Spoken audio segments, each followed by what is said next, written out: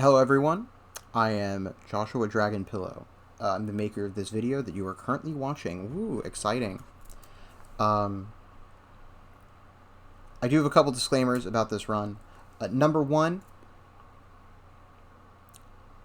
this run is segmented, and I have spliced it together.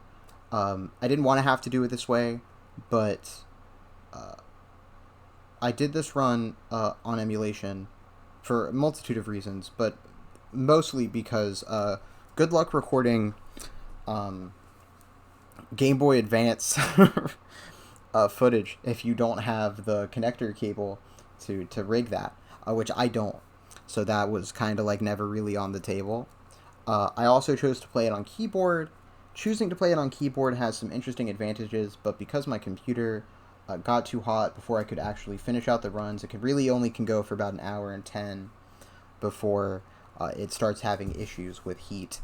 And this run is a little bit longer than that. And by a little bit longer, I mean a fair bit longer. And so you got to around chapter 16, it was like too hot to even touch, and I didn't want to burn my fingers. So I decided to do it segmented. Now I have spliced it together to make it look like a real run that was done at one time. But there is basically I'm bad at editing. I'm bad at editing. So you can hear where the splices are if you are paying attention. So just note that's the case. Okay, everyone, welcome to my Fire Emblem Three Houses 2005 speedrun. This will be playing the Blue Lions route, and it is RNG manipped. Let's begin. So, starting off, of course, starting a new game, we go into prologue and encounter the classic map that we all know from the Switch version of the game, which is the much more popular version. Wrongly, this game, way better. I'm just saying that because I am an absolute Monastery hater. That and I like the GBA mechanics very much. So this map does look a little bit different than in its remake. There's 2 less enemies, which is pretty notable. This game does have normal GBA mechanics. It plays pretty much exactly like Sacred Stones, if you've played Sacred Stones. So that means there is weapon triangle.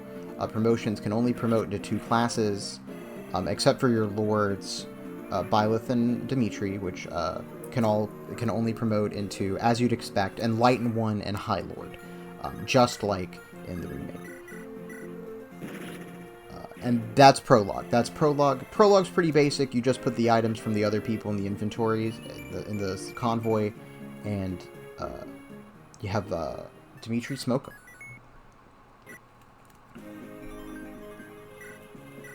We move on to Chapter 1.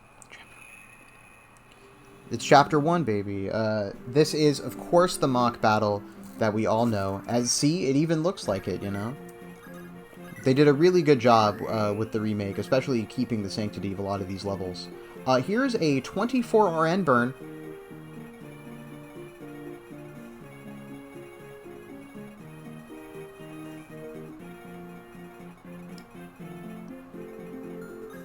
That's one of the longest burns in the game. There's no way around it. We are pretty desperate for any level ups on Byleth that at all look at all reasonable, as well as we need Ash to live this enemy phase. Dorothea is the mage there. She has the skill Remove, which really complicated this RNG manip, because there was a lot of times where she would just proc Remove and then just immediately kill Ash. And the times where she didn't, Byleth's level up was terrible. So it was a pretty big mess, which is why we had to go 24 deep, which I think is the second biggest individual manip in the entire game, at least in terms of going out of our way to burn our ends for it.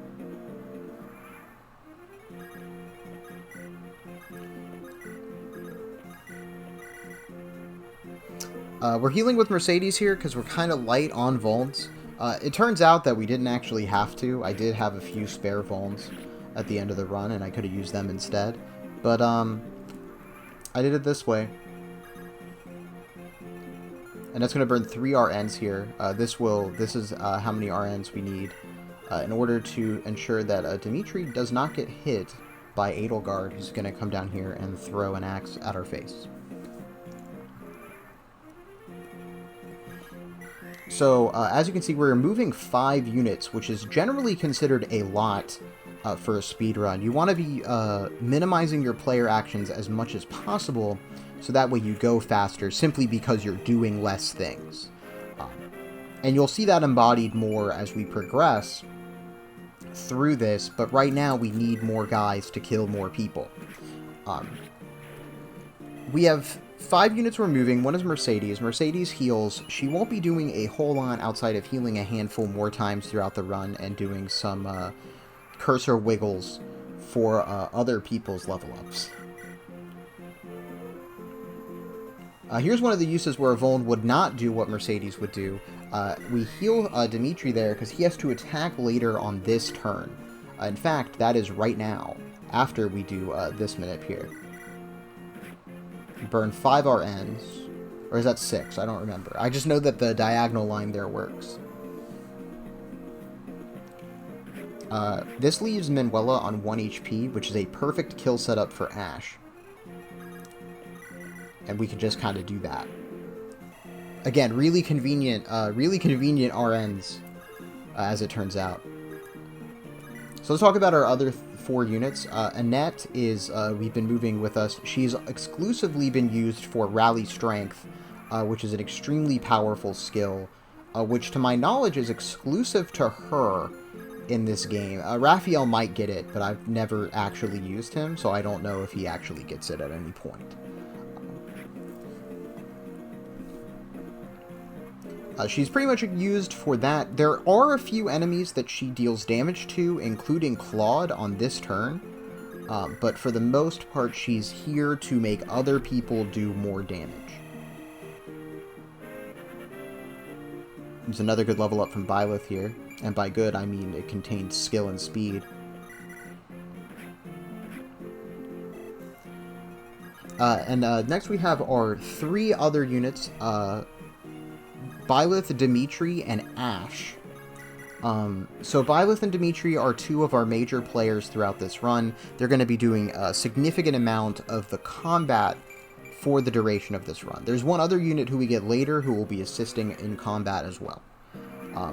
Ashe is here less because of his combat throughout the entire game, and more for his immediate combat utility. We need a unit who can do damage, and would you believe it if I told you that finding that is actually surprisingly hard? We have Dedu, who you could use for it, but he doesn't have range outside of the javelin. We get another unit who maybe I could do it with, but because he has higher movement, I kind of need him to be doing other things. And so our options for legitimate combat units are pretty limited. Ashe is not great, but I can manip a couple of early level ups for him, so he has sufficient speed to double this archer, who he actually has to fight on this turn here in Chapter 2. We are now in Chapter 2. You know, this is Chapter 2. There's a green unit here. His name's Felix. Some of you might know Felix from the remake. This is Chapter 2. This is the one where in the remake you have to like cross the bridge and fight Costas and stuff. Here we just fight a completely unrelated group of bandits. So that's cool. Talk to Felix, 1 left, 1 up, and kill this guy. So now we have Felix. Dimitri recruits Felix. Felix is our 3rd major combat unit. He's going to be doing a lot for us in this game. Ashe also has 1 additional utility piece that we did not talk about, and that's Lockpick. Now, normally Lockpick sucks, right? Because you have a thief who can just do it. This game gives you 0 thieves. We have no thieves, and only 1 unit with access to Lock Touch, and that's Ashe. So Ashe is going to be on chest opening detail a lot. And also, because he has the stats to actually double enemies, thanks to the 3 level ups that we rigged for him, he's going to be able to do significant damage to some enemies that we need him to do damage to.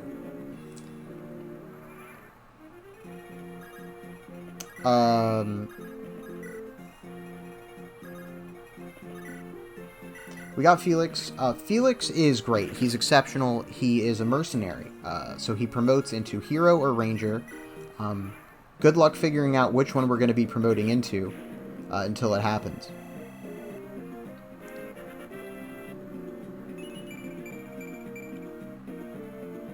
More stats there for Byleth. Strength, good. We did need that. We were a little low. I don't have a lot to say about the rest of this chapter. We're just going to kill these few guys and do a 6 RN burn to clear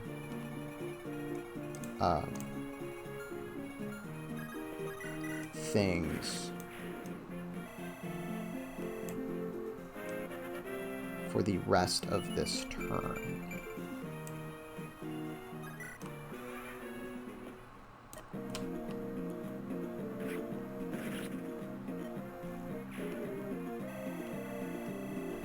Before we move on to Chapter 3. So Chapter 3 is significantly harder in this game than it is in its remake, right? So in the remake, Chapter 3 is, of course, noticeably easier than Chapter 2. That's like part of its whole thing. In this game, it is not. It's noticeably more difficult. Fortunately, we have 4 green units. That's right, 4, not 3, 4.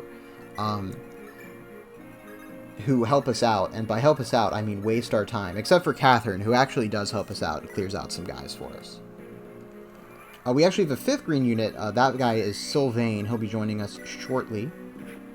We also got Ingrid last map, but she did absolutely nothing. Here, she'll actually be doing something. Ingrid is our first flyer, and because of that, you might think she's a really good candidate to be our carry. And under normal circumstances, she would be, but unfortunately, she's bad, and she has just a really tough time against exactly 2 bosses who we have to kill with someone who is not Dimitri and Byleth. And because of that, she ultimately gets thrown to the wolves. In addition, her being alive gives us an additional conversation to go to a paralog later. That paralog is not bad, but it does take time, and I ain't trying to play any more chapters than I have to. So we're not doing that. We burned 10 RNs for this level up on Dimitri, anything to get him strength. He has some pretty tough benchmarks he needs to reach by the end of the game. He needs 27 strength and 23 speed. These are pretty tough, but by the end of the game, we'll get there. Keep in mind, though, he does not get to, like, level 20. He gets to, like, level 7 promoted. So it's a lower threshold than you might initially think. We just got Sylvain. Sylvain is a cavalier. We can use him to rescue people. He's got high movement. But he just doesn't, unfortunately, he just doesn't have the stat caps to do what we need him to do in the late game. So, unfortunately, he was out of contention very early for being a possible legitimate carry.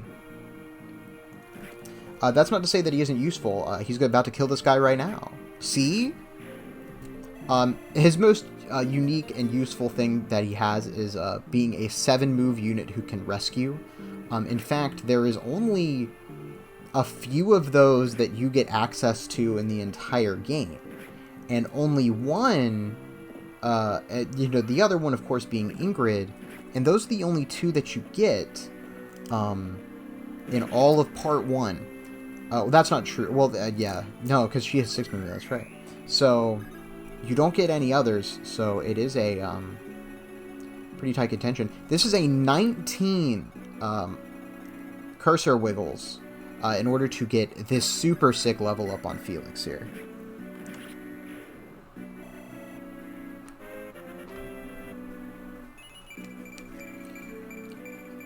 Not bad, not bad.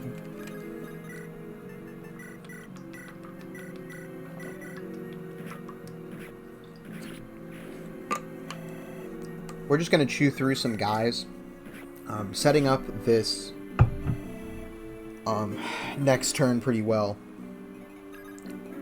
Dimitri's going to go up here and hit with a javelin. He is in range of the enemy dark mage who possesses the person who's controlling the fog right now.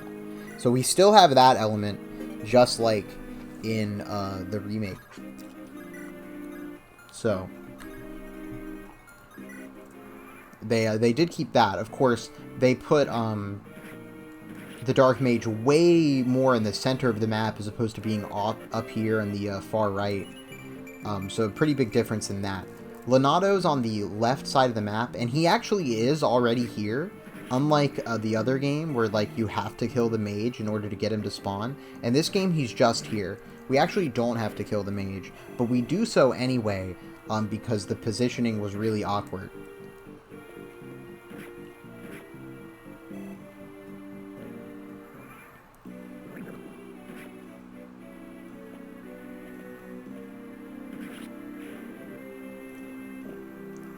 So we trained Ash for multiple reasons up until this point. The first one was at the start of this map where he set up that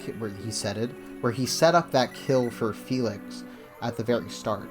His second one is at the end of this turn where he's going to kill the dark mage that Dimitri just chipped. So that's going to be a big thing that Ash does. In addition, this village down here at the bottom gives us the rapier, which is a very powerful sword. It has effective damage against cavaliers. And also possesses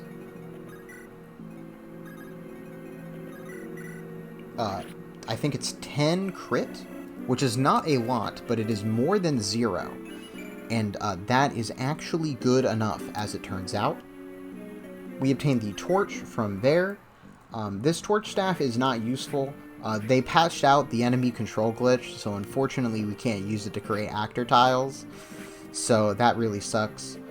There is actually one application for enemy control glitch in this game, and it would have been really cool if we could get it.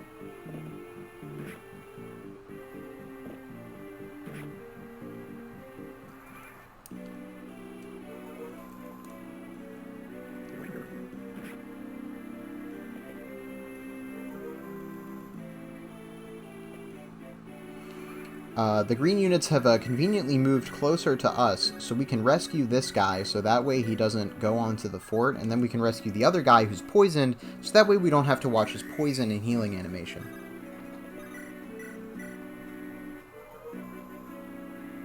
Some of you may have recognized this map layout as being very similar to Sacred Stones Chapter 6. And that's because it is. You just start on the other side of the map. Surely they won't do this again.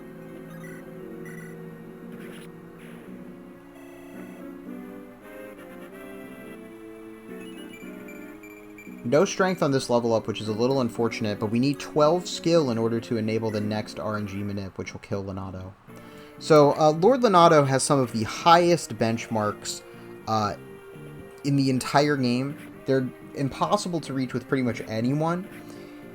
Despite all of like the speed we have gotten on Dimitri up until this point, he actually still doubles Dimitri, and Byleth does not yet have the sword rank to use the rapier. Because of that, our only combat option against him that we can use is Felix. Felix, with a rally from a net, does exactly 12 damage, and Lonato has 35 HP. So we need to rig a crit to be 1 over lethal, but first we need to get a pretty solid level up on Dimitri by killing this priest. 1, 2, 3, 4, 5, 6, 7, 8, 9, 10, 11, 12, 13, 14, 15, 16, 17, 18, 19, 20, 21, 22, 23, 24, 25, 26, 27, 28. Counting! Did we do it correctly? Yes, we did. You love to see it. That's a rough one. That is a really rough one. I believe that is the longest RNG manip in the whole game. We move on to Chapter 4. Chapter 4 is a lot easier. This map has 2 chests in it, one of which we will be getting. The one on the left contains the energy ring. and the other one contains a Master Seal. You can also pick up a Guiding Ring by killing the Death Knight. Of course, in the remake, that was changed to be a Dark Seal, which, like, I get it. They both are the promotion options for mages, but this game doesn't have, like, Dark Mage. Like, you can't just, like, promote to Dark Mage via the Dark Seal in this game. So instead, they just made it a Guiding Ring, which you can use to promote shamans and you know, other mages as well. We moved max up with everyone, and we deployed a bunch of guys because there are enemy reinforcements that spawn at the start, so we have to undeploy a lot of guys to keep them safe. Caspar is here. That's right. He's a level 9 journeyman. He's just here. He's just a guy. That's it. We have to burn 4 RNs in order to crit the Death Knight. Felix is really desperate for EXP. He's a completely optional kill. He doesn't move. We don't have to deal with him, but he just gives so much EXP, it feels like a waste to not do so. Especially when it's just that easy. Thanks to the power of manipulation. Woo! Everything in this run is manipped. That's just kind of how Game Boy Advance speedruns work. RNG is completely predetermined based on your cursor movement. It's also the reason that we reset the game at the end of every chapter to reset the RNG. So that way we're always working from the same point, regardless of what we did in the previous chapter. Although some things may vary if a level up in a previous chapter that you do differently than how I did it resulted in a different level up, and thus that may change things in future chapters, even if you follow the same routing. But in general, if you do everything the same way that I'm doing it here, you will be able to do all of this yourself if you want it. So it's all predetermined. That's why the cursor wiggles advance the RNG. I don't exactly know how, because I'm not an expert. All I know is that cursor wiggle make number change. And then we just try it until we get number that works. Anyway, Ash picks up another kill here, and I believe that is his second to last one in the entire game. Most of his combat utility is done, but he does fight at least 2 more enemies before we're out of here. We do some RNG manips for a Byleth level up. As you can see, we're getting there. Something we haven't talked about yet is Byleth's benchmarks. So, of course, we're training Byleth a lot, because Byleth is, of course, very strong. She's the main character. She's the protagonist. We love Byleth, right? Everyone does. It's just a fact of nature. This is true. People have been saying. Anyway, Byleth is our main combat unit for most of the game. She kills most enemies. That's pretty much it, right? Like, that's kind of what she does. She just kills a bunch of generic guys. However, in order to kill all of those generic guys, there is a few issues. Number one, she has to have just a ridiculous amount of magic. If you have been paying attention, we started with 1 magic. We're about to get a level up off of this. So we are level 11, and we have 10 magic. So we have gotten magic on every level up except 1. It's pretty extreme. You need to cap her magic by the end of the game, and she needs to be at 21 by chapter 11. That's immediately after her promo. She needs to be at 21 magic, which means she needs to be at 19 pre-promotion. Because the promo gives her 2 magic. If that sounds pretty crazy, that's because it is. So we need to get magic on her on every single level up except 1. And we have already used our 1 up. In chapter 2, we actually missed a magic level up. So, yeah. We are going to gain magic on every single level up. Now, I know what you're thinking. Where's the spirit dust? You could just use the spirit dust. This game has no spirit dust. There is no spirit dust in this game. Instead, we get an energy ring. And the energy ring does both strength and magic in this game. Kind of like based on how in Sacred Stones we didn't have the magic or strength split. So what they did was, of course, they just used power. Well, this game, of course, split strength and magic. But they did not add a new stat booster, so they just said, the energy ring can do both, who cares? So the energy ring does both. So that means we do have a magic stat booster. Now, I know what you're thinking. Well, okay, that's cool. That means you can just use the magic stat booster, and you only have to get to 17 speed, or 17 magic, right? Yeah, sure. Except not at all. Because our 2 energy rings are tied up on our other combat units. Because they literally cannot reach the benchmarks without wasting way too much time.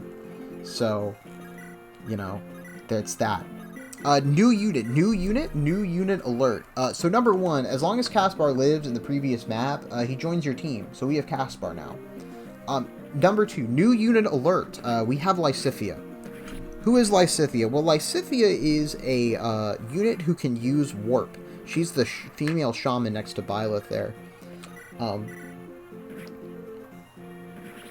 So she, too, has an extremely high magic benchmark of 22, which you need to reach by Chapter 21. You need to be at 17 by Chapter 14. That's pre-promotion. So,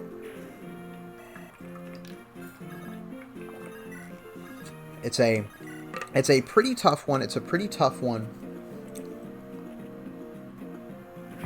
that we have to get. So you will see a lot of things that are definitely kind of slow and very head-scratching, but just note, it is probably for either Felix or Lysithea's EXP management. Pretty much. Because again, the level ups on them are extremely tight. It's really hard to get them where they need to be. So it's just rough. There's another magic on Byleth. Because the magic on Byleth never stops, folks. It never stops. Magic forever. Magic forever.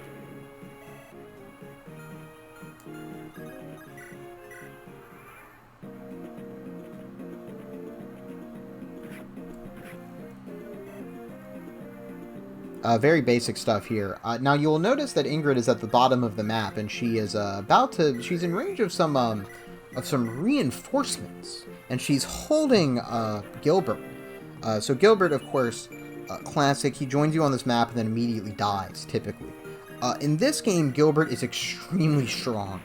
He's ridiculously powerful on this map. And because of that, he's going to kill everyone. But we can't have that. 1, because he's a slow armor knight. Way more combats than we need to. And 2, we need the EXP on our guy. So instead, I had Ingrid pick him up. So that way we didn't get to see other phase for a few turns. In addition, we needed Ingrid to die anyway in order to dodge the conversation that Dorothea has to go to Ingrid's paralogue. That's right, they put Ingrid's paralogue in this game.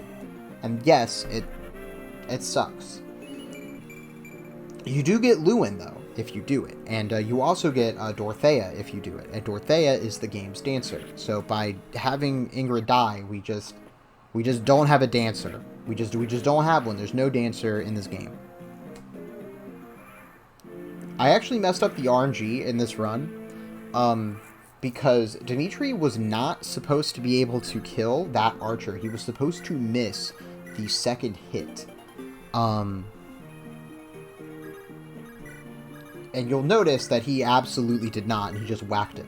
The RNG here actually works out really well, so I just said, whatever, let's just keep going, and so I did.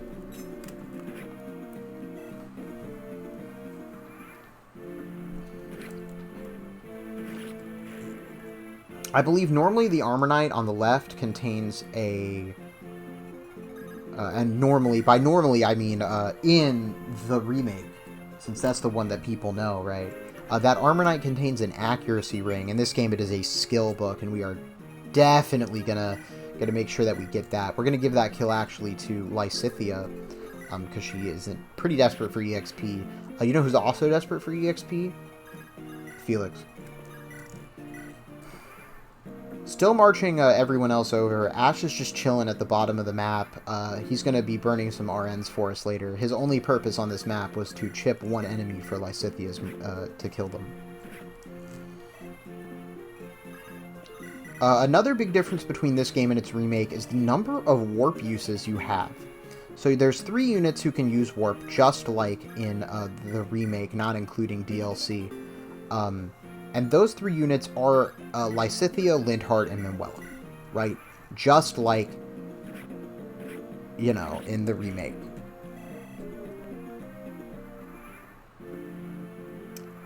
But warp has 3 uses in this game, and you get 3 warp stabs, 1 on each guy.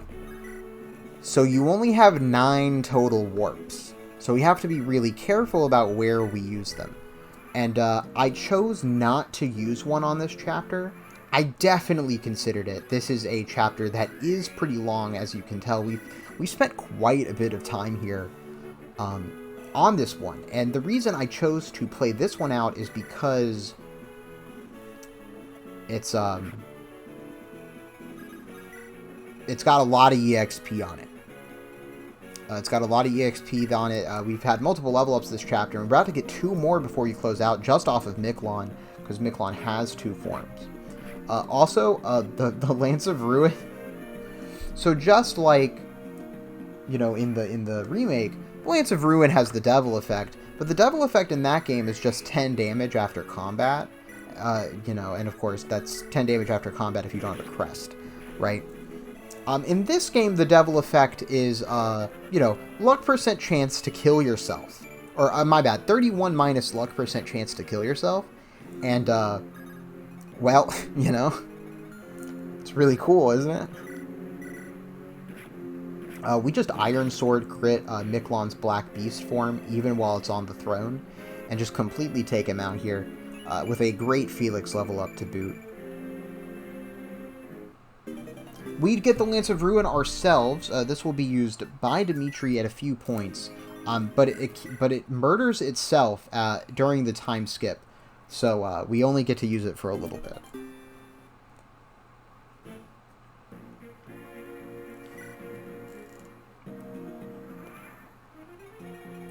Oh, this is a cool chapter. This is chapter 6. So on chapter 5 we didn't use a warp, but on this one we absolutely are. Because I'm not trying to go through all the way through the left and then to the right and then down and like walk 4 people over to get it done. I'm just gonna fire this. First magic on Lysithea. Keep track of that. We're gonna need a bunch.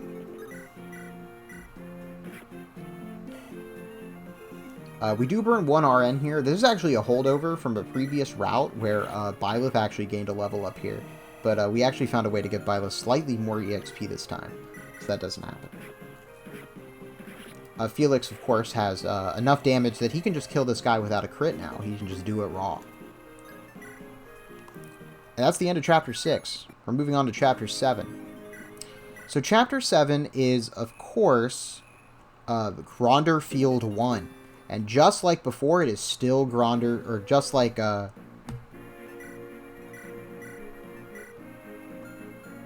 just like, you know, they're both Gronder Field 1. They're both Gronder Field 1.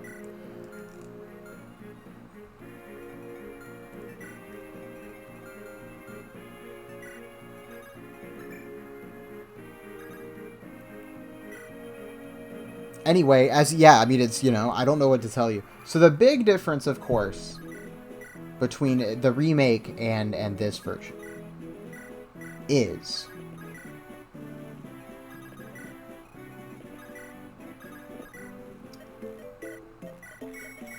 we don't have yellow units. The yellow units were not invented yet. Well, they were in Path, but yellow units were not like in the GBA games. And because of that, we don't have those. So instead, the green units are enemy units. You can fight them, they will fight you, and they will kill you. And this is a route map, so you have to kill all the enemies. But that route number does not include the green units. So the golden deer, you don't actually have to kill. Now we will kill some of them for EXP, or because they're in our way. But for the most, like Claude, for example, will be spared.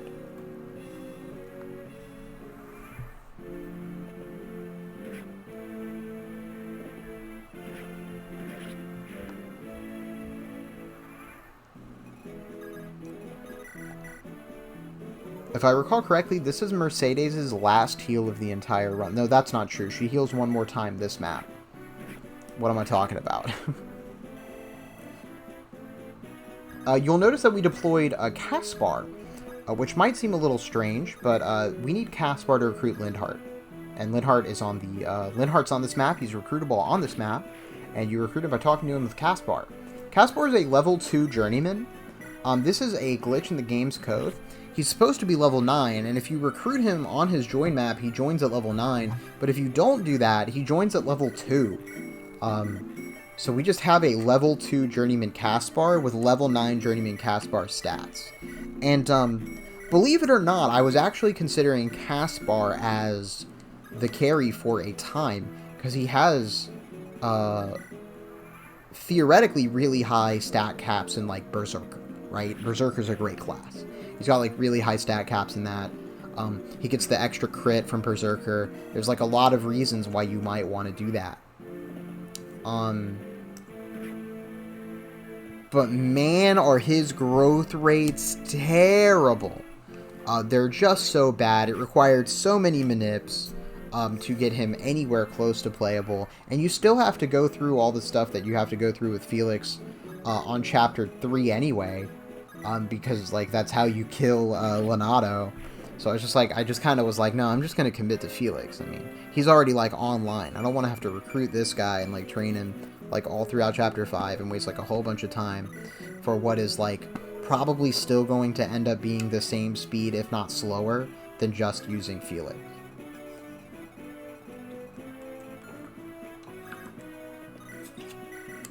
On this chapter, we kind of went.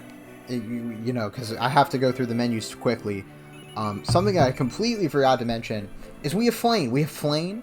We saved Flane from the Death Knight in Chapter 6, and she joined our team in Chapter 7. Flane comes with the Caduceus Staff, and that gives you access to 1 additional range on all of your magic attacks. And just like in the remake, 3 range is busted. Like, it's insane, right? Like, it's so good. It's so good.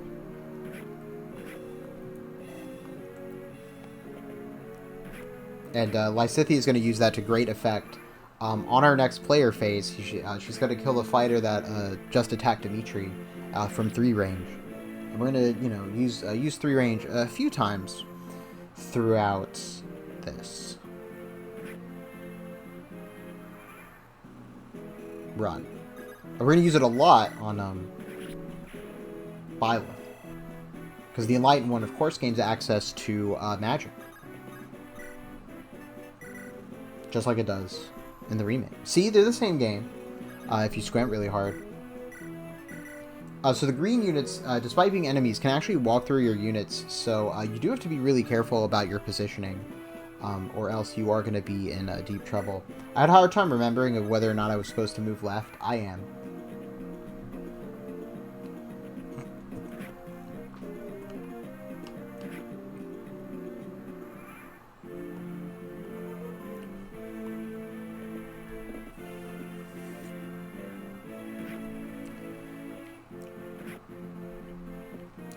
On the right, you can see a few of our units. One is, of course, Claude, or not our units, the Golden Deer. Claude, Hilda, Lysithea, not Lysithea, Lysithea's replacement, which is the Shaman. You have Marianne, who's the Troubadour, and Leonie, who's the recruit, Raphael, who is the other fighter. That's not Hilda.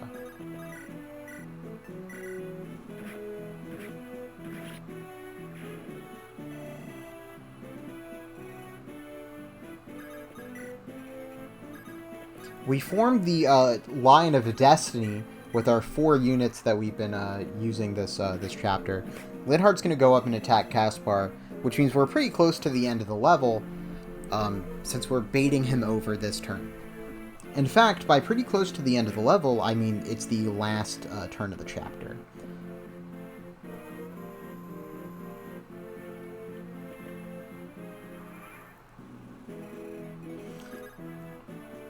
So this is one of those things where I kind of have to be careful about how I do things, because we do need to give Lysithea a level up that includes magic here. And if you attack the green archer before Byleth kills this guy, you will not gain magic on this level up. So it's important to go in this exact order on this turn. We go to the convoy, pick out the ruin, and just shred this guy. Oh, this chapter has vendors. I forgot. This chapter actually had a vendor and an armory. We bought 5 javelins, 2 iron swords, one of which turned out we did not actually need, and then 4 thunders.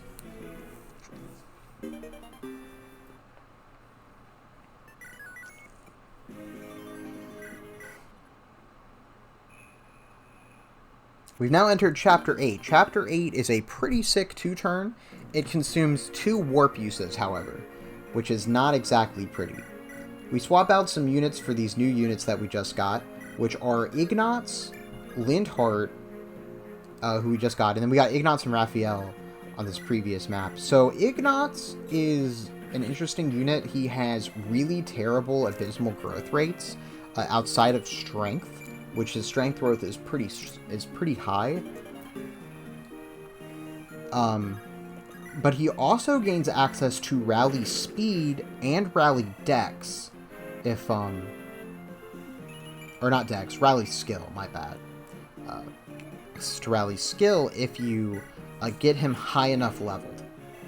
Now, we do not do that because I determined that took too long. But there was a time where I was trying to figure out a way to get 4 more speed on a unit who needs to kill a boss towards the end of the game. And I was considering using Ignatz to do that. Instead, Ignatz is just going to rescue Leone, and that's the only thing he does in the entire run.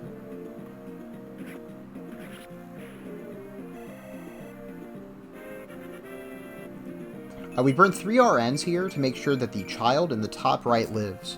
Unlike the remake, in this version, the green units have to just live. You don't actually have to go out of your way to save them. And since we're going to kill the boss next turn, that's a pretty easy task. But the guy in the top right does have crit on that small child.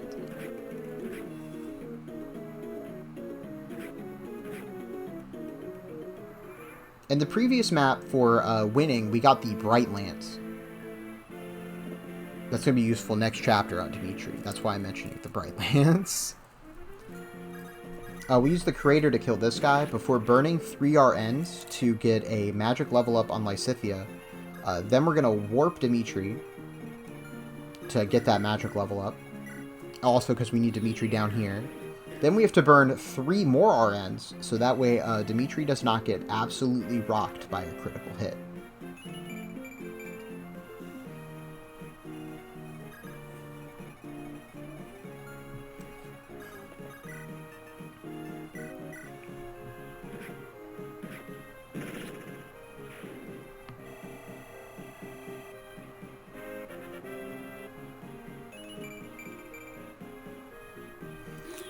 So as you can see, Dimitri has 19 strength and 14 speed, so he still needs 10 speed, or 9 speed. I think he gets 1 from his promo, maybe 2, I forget.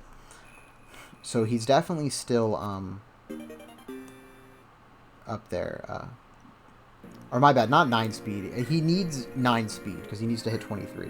We undeploy a few units here, dump Sylvain's entire convoy, see to grab an iron sword from the convoy, and then we're going to grab ourselves, dump a few items, and grab the Bright Lance as well as a fresh vulnerary for this chapter. This chapter is a really rough one.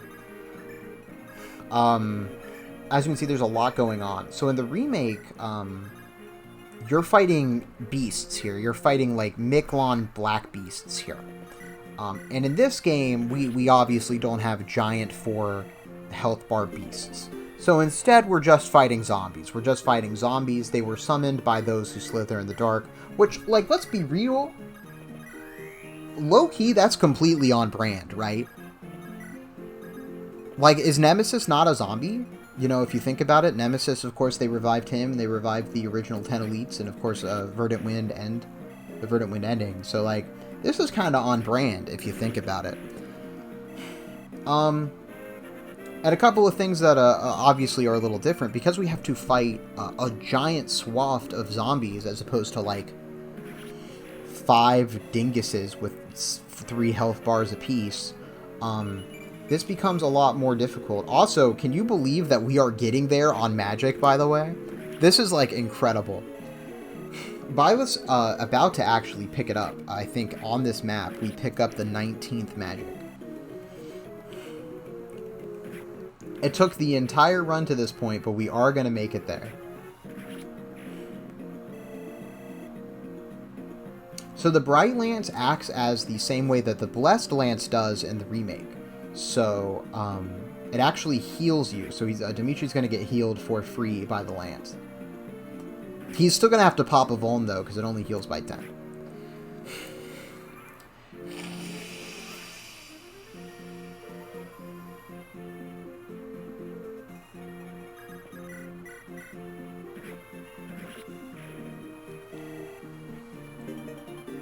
Ash is about to pick up his final kill on this Bone Walker, but not before Felix equips the Iron Blade and heals, as he's about to take on some pretty tough enemies of his own. This route map is pretty cool because it has 3 kind of sections that you need to take care of. Byleth is, of course, handling the left side on her own, Dimitri going straight up the middle, and Felix and friends handling the right side.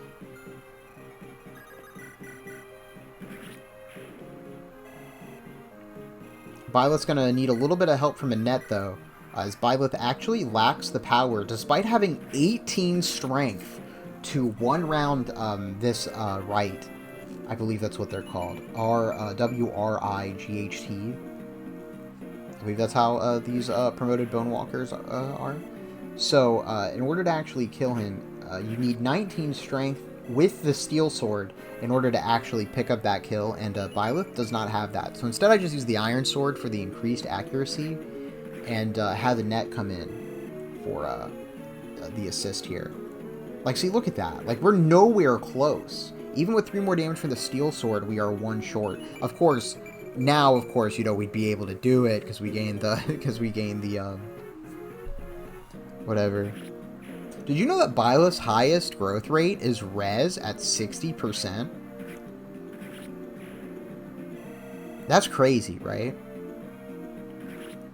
Oh, Dimitri has Vantage. This is the first time we've seen Vantage proc. You won't see Vantage very often, because normally he's not close to death. But it does come up a few times.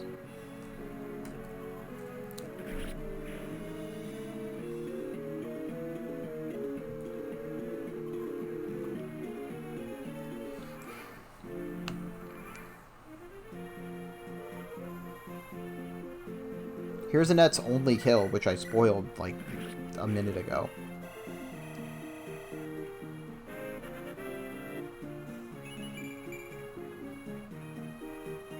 Two left, 2 up.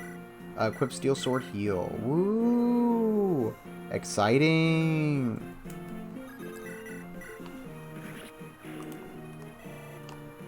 Anyway, the rest of this map is kind of whatever. We're just kind of moving up with our guys, putting them in enemy range and watching them kill.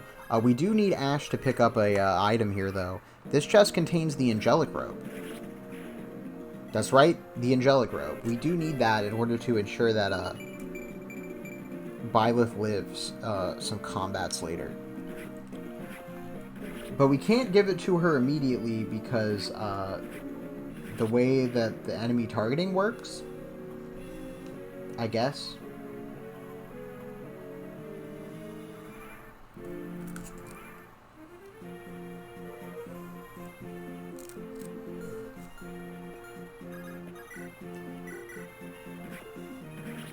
Byleth will pick up her last kill here. Before Dimitri switches to the Javelin to take out this Bone Walker. He'll counterattack the Eye, but unfortunately that Bone Walker has a longbow. Felix will also make the move up and heal, so that way he doesn't take 11 damage from this mobile. Oh, also, we picked up Geralt with Raphael, because you can pick up people on horses, which is very funny.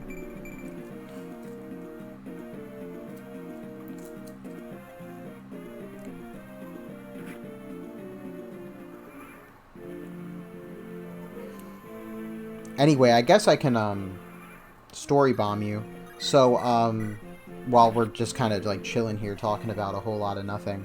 So, Gerald is your character's dad. That's the Byleth's dad, rather, is the, green unit, paladin who was on us the previous map and the person we picked up on this map.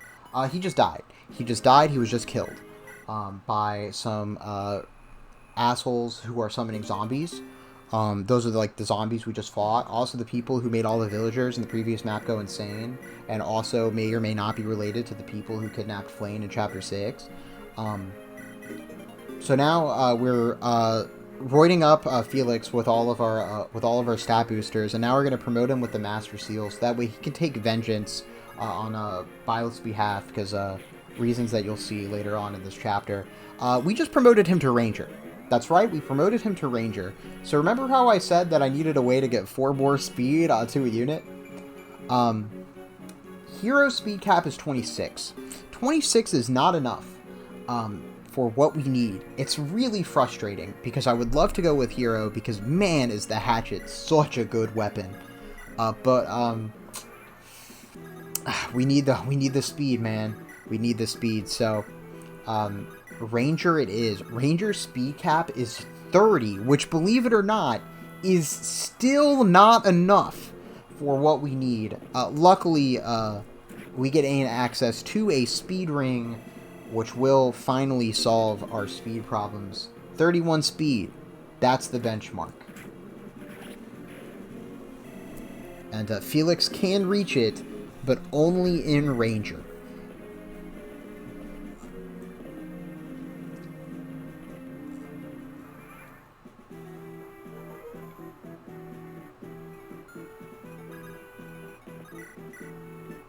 Switching to the Javelin here, this is because we don't want Dimitri to be healing off of the Bright Lands, because that healing animation takes time. We're going to move Byleth 2 left and 3 up, and then equip the Sword of the Creator, so that way they're more likely to attack Dimitri, since he's the one who needs to gain the EXP. Again, if you've been paying attention, you will have noticed, this map looks very similar to Pablo's map from Erica Route. I believe that's Erica Route Chapter 10, actually. So, interesting that Chapter 10 retains the status as Chapter 10.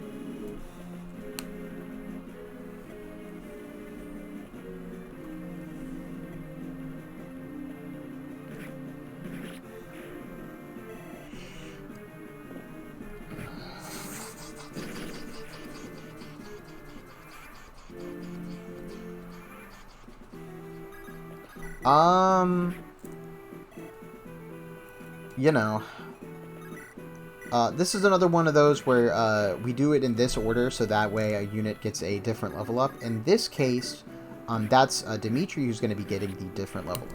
That's also the last enemy that Ash fights in the entire run, by the way. He does 6 damage to that guy.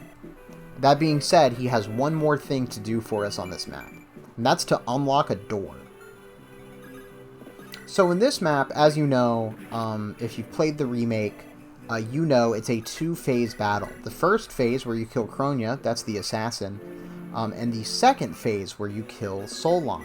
He's the guy who is the boss of Kronia, and Kronia is the woman assassin lady who killed your father. Byleth's father, rather.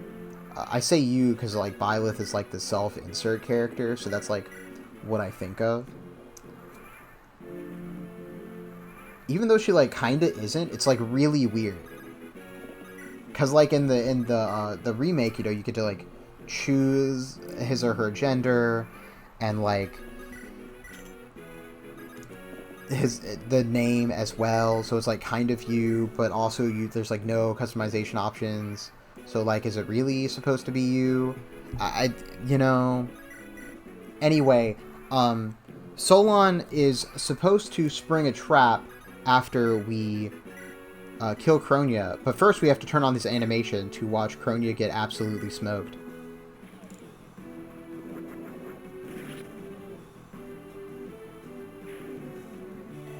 $46 damage on a 26 crit, by the way. Really funny. Good level up with Dimitri here.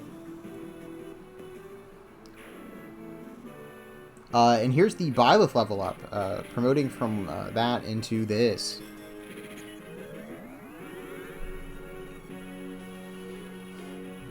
And man, look at these stats. Those go a little crazy, I'm not gonna lie. And now we can use our magic, which is very important. The recruit we just recruited was Leonie. She's going to burn 1 RN for us before rallying with Annette and performing the Solon kill. He tried to ambush us, but instead, we have ambushed him.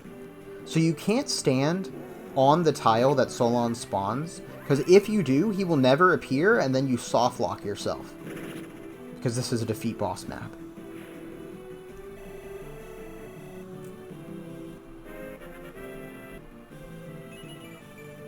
And yes, Solon's portrait is just Reeve.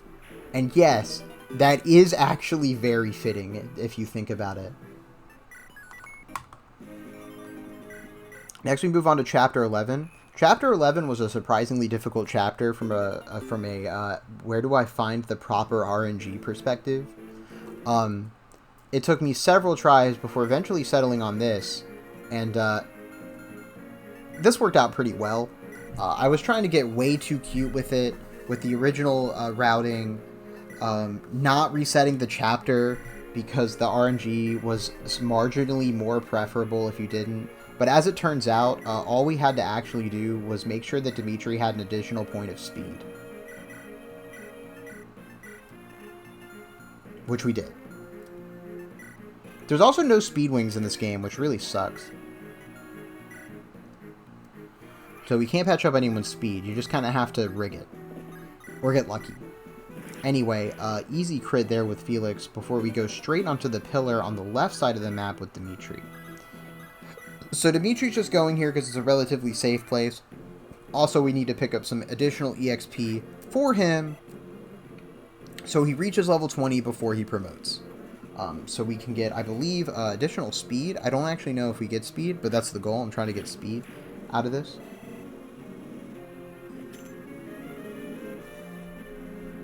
Rhea is here on this map in this game. In the remake, I believe that she does not spawn as like a green unit on the field. You just kind of have to try and stop all of these guys from opening the crest stones. In this game, they don't actually have crest stones. In this game, they just have a bunch of pretty useful items, including the reason that we gave the reason we gave Felix the chest key. In the chest, in one of these chests is a very important item, which you'll see on the wall. Otherwise, the thieves and enemies, they're just pilfering all the stuff, including a dragon stone. This dragon stone is used for a Manakete, which there is one in this game. You can actually promote Flane to Manakete. And it's broken. It's just as broken as you think. It's you know, it's FE, it's FE8 Myr. It's genuinely just Myr from Sacred Stones, but it's Flane. Except Flane can use magic, so it's actually even better. I really wanted to do that for this run, but unfortunately, it's just slow. It's so slow. She's so strong, but because you can't get her the Dragon Stone until this map, you can't use her to kill Solon. She doesn't join until Chapter 7. It's just really unfortunate. That we could not, that I could not find a way to make it work. Because, let me tell you, dude, Manakete Flane is some of the dumbest stuff you've ever seen. It's so heinous.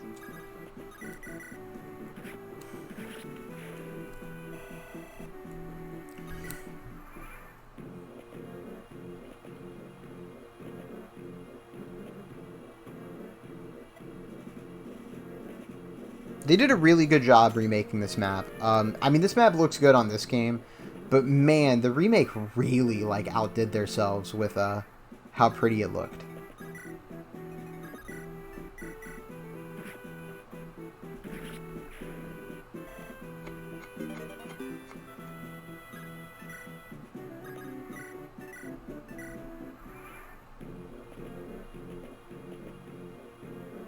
I think this game uses the Tower of Volney tile set for this map. That's what it looks like to me. We killed this monster here. I was constantly looking for a way to try and avoid that monster kill before in the end just deciding, well, it gives me speed, so that's good enough. We get the talisman from it, and we don't really care about that item.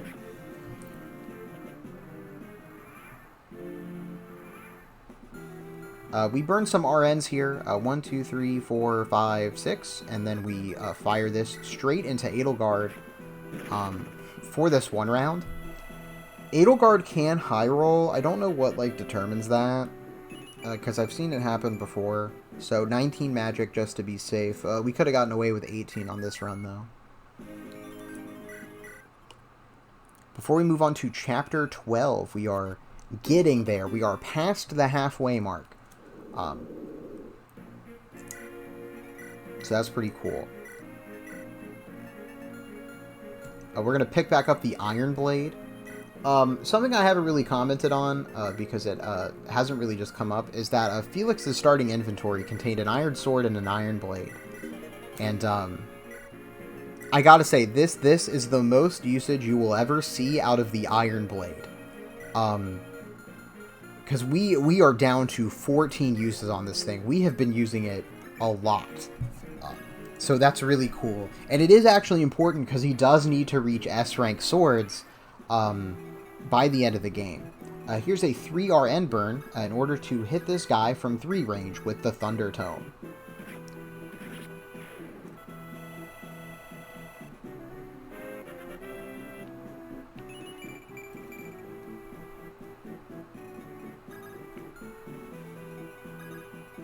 Another one to make sure that this attack hits, because you actually miss if you don't do that burn. We go here. This is Sedith. We got Sedith. So a lot of you, I'm sure, know Sedith from the remake. And in the remake, he's super bonkers. He's crazy strong. He he does really well in combat against pretty much everyone, and it's great. In this game, he dies to 2 hits to pretty much anything. He's extremely frail, has really bad defense, really bad bulk, has really mediocre damage output outside of with his cool Assault Spear, which does do a lot for him. It also heals, which is pretty sick. But man, is he just leaves so much to be desired. I was really hopeful that he could have been the one, but he just can't.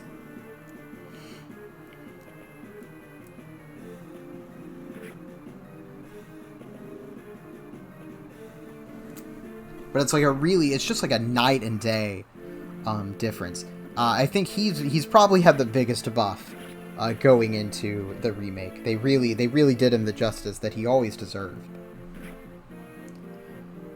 Flame's the biggest nerf, funny enough, as she is no longer able to use the Dragon Stone to run round a bunch of people for free. We launched the Iron Bow into this guy. For what it's worth, despite me complaining that we couldn't make him into a hero, we have been flexing the advantages of Ranger really well. His maximum movement being 1 more, and his access to bows has actually come up quite a bit. Unfortunately, Rangers do not have Canto in this game, which is a real shame, because I would have really appreciated it. We burn 5 RNs before ending our turn, because this enemy phase is actually quite tough, especially because Byleth is going into it without full HP.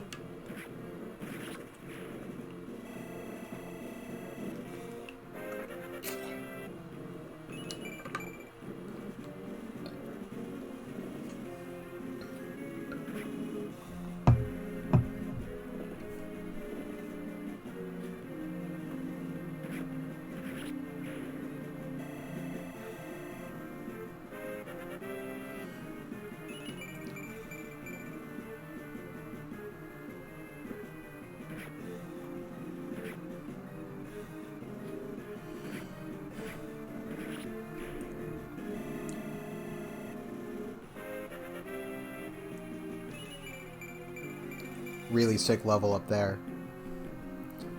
Byleth has the EXP gem, which we picked up in the last chapter. That was the little chest that I alluded to. We picked it up with Felix. I guess I completely forgot to comment on it. The EXP gem gives you Paragon, which is very important because Byleth loses Paragon after she promos. That's right. Byleth, in her base class, has Paragon, loses it after she promotes, but it doesn't matter because you just give her the EXP gem and she has it again. Instead, it's replaced with, like, Holy Aura, which gives, like, light magic more damage, but, it's not enough to out-damage Thunder, which is really sad. I mean, Thunder's a good spell, don't get me wrong, but you think if we were going to give you the whole skill to make light magic better, only for it to still be worse, you know, it's kind of sad. Lysithi is going to pick up this kill, putting us at 17 magic, the minimum that we need for Chapter 14, which is good, because she does not get to be deployed on Chapter 13, because that is, of course, Hunting by Daybreak. So we go max down and we heal with Byleth to make sure that she lives this enemy phase, and then next turn she will kill Edelgard. Dimitri is going to unload all of his inventory. This is because we want to see less combats, and I don't want him to fight all three of these guys, especially when we can just dodge the spider and be done with it. In the original route, he actually got hit by that spider, and we had to watch a whole poison animation, but because we rigged an extra point of speed in Chapter 10, we no longer have to watch that. He does get hit by this ballista now, though, which sucks.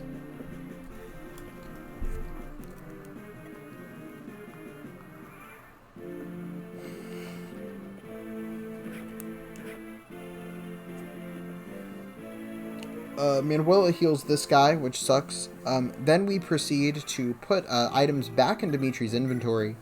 He needs the Iron Lance, the Javelin, and the Bright Lance, which is what he will need for upcoming thing. We use the Iron Blade here to kill this Great Knight to get a bunch of EXP onto Felix. And that's his strength cap, by the way. So now all we have to do is get to 29 speed.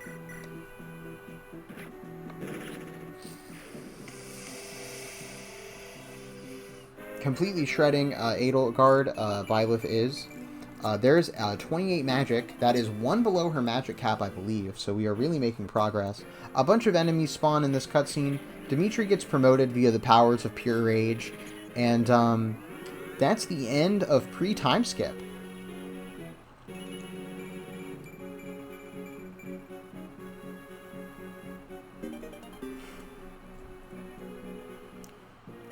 We can't skip this cutscene, so we have to go through it. There's Leon, don't worry about it. Anyway, we get some more unskippable text that I have to mash A through before eventually getting to Chapter 13, our time skip, Reunion at Dawn, Hunting by Daybreak. You all know it, you all hate it, and yeah, I mean, it's Hunting by Daybreak. It actually really does look like it. Another one that they did a great job transferring over to the Switch.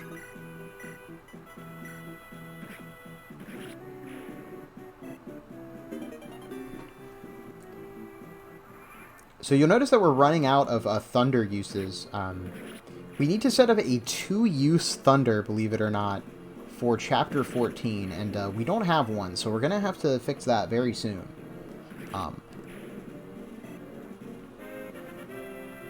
In hindsight, we didn't actually have to set up a 2-use thunder, but it's really funny that it works out as well as it does. So this was an accident.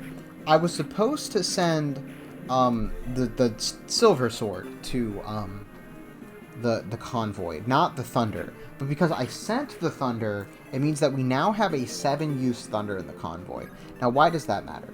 That's because I'm going to bring it back out later in this map, but on the next turn. And because of that, we aren't using it to fight these enemies, so it won't break. And instead, it will be left with exactly 2 uses by the time we are done with this chapter. It works out extremely well, and it was entirely an accident on my part.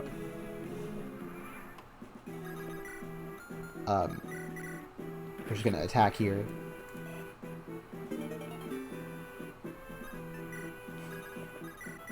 If you've been paying attention, I've also been really particular about my Byleth and Dimitri placements. This is because Byleth and Dimitri need to hit their B support by Final 1. Because we need the support active in Final 2 to one-round the final boss. Here's me grabbing the 7-use thunder out of the convoy. We're going to pop these guys with it. Dropping down to 5 uses here. With a pretty decent level up to boot. Before going to Dimitri and moving down Ash 1 space so that way he does not get attacked this turn. And we're going to end things next turn.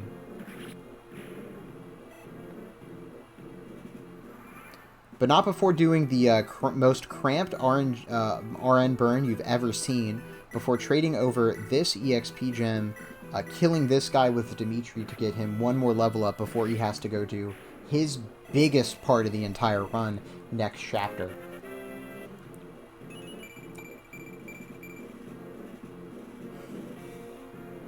Byleth goes 1 down, 1 to the right, swaps back the elixir for the EXP gem before killing Pilardo a 2nd time from the bottom.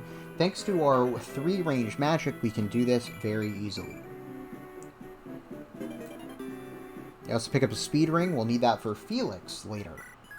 And we'll actually need that for Dimitri as well. So now we are moving on to Chapter 14, and I kid you not, this is the hardest map in the game, bar none. It's also probably one of the most different from the remake. So if you're familiar with the remake, which I imagine that most of you are, you will know this map as the one where John, the green swordmaster, has to blow up some stuff, which changes the objective to kill boss. In this version, we don't do any of that. It's just kill boss raw. However, Manuela is on this map, and we need to recruit Manuela because she has 3 uses of warp. So right now we have Lysithia's warp and Linhart's warp, but we need our 3rd use of warp. In addition, if any unit, including your own, stands on any tile in the top row of the map, you get a game over. So I have Felix hold the right side down. We need to get Byleth all the way over to the left side because we need her to recruit Manuela, because the only people who can do it are her and Hanneman, and Hanneman's on the right side of the map, and we're not going to recruit him because we sadly just don't have the time. We use a rally strength to make Dimitri get some additional strength, so that way he can one-round the enemies on this turn. Because otherwise he is actually just short of killing this Armor Knight.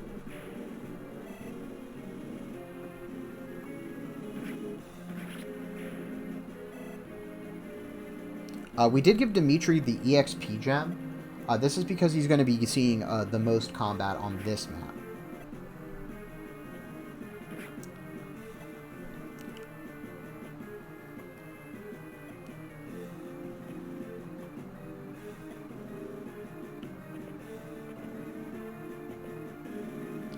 Manuela heals here, and this is why you will see in a second here. But first, we need to get a sick level up here on Dimitri.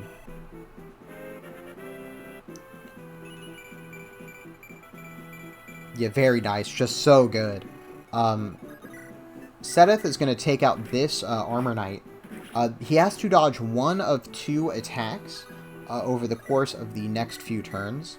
We use our 2-use Thunder here to kill this Imperial General, breaking the Thunder, which will equip us with the Iron Sword, so that way Manuela does not kill herself by attacking us on enemy phase.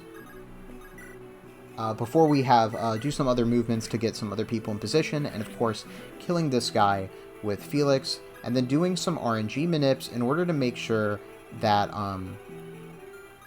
this fighter doesn't kill Seteth, because like I said, he can really only take a few hits before completely folding, and that will kill him. It's actually exact lethal as well.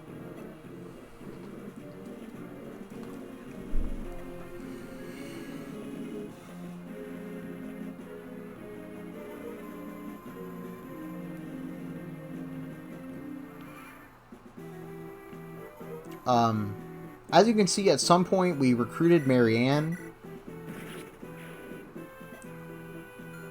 So that happened. We're going to kill this guy with the Iron Sword. And now it's the Dimitri show for pretty much the rest of the chapter.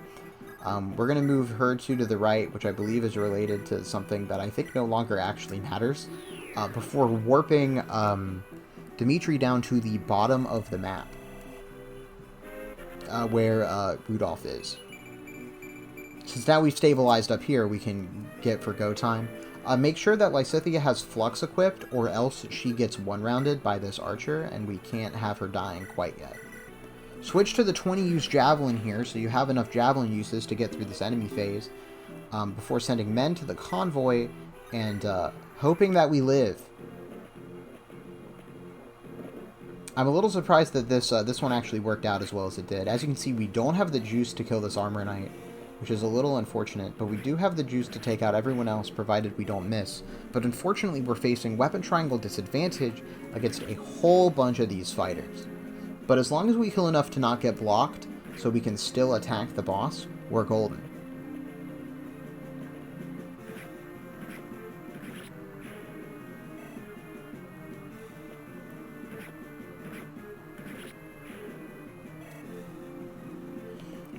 As you can see, we are now in Wrath range because we got hit by those attacks. But this is not actually bad. So he has Wrath, he has crit, 29 crit. There's a cool miss. I think that was a 91 that we just missed twice, so that's pretty sick. But don't worry about it. Like I said, we just needed to kill enough that we were not getting blocked. We'll then proceed to recruit Manuela and then attack the boss for game.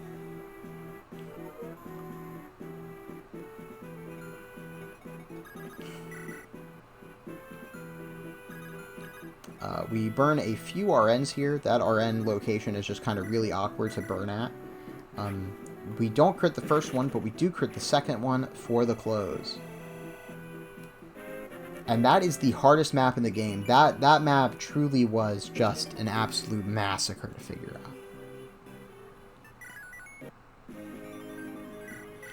out. If you're wondering why we couldn't put Seteth on the right side of the map, it's because he dies.